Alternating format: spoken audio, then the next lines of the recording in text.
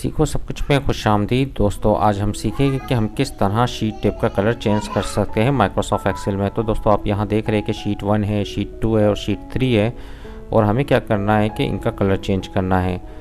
तो दोस्तों इसके लिए आपको राइट क्लिक करना है शीट पर। तो आप देखेंगे कि टेप कलर आ रहा है और यहाँ से आपने सेलेक्ट करना है डिफरेंट कलर।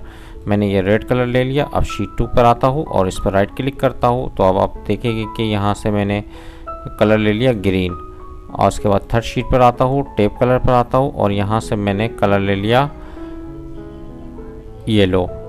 तो आप देख रहे हैं कि शीट 1 में रेड कलर है, शीट 2 में ग्रीन है और शीट 3 में येलो है। तो दोस्तों इस तरह आप शीट टेप का कलर चेंज कर सकते हैं माइक्रोसॉफ्ट एक्सेल में।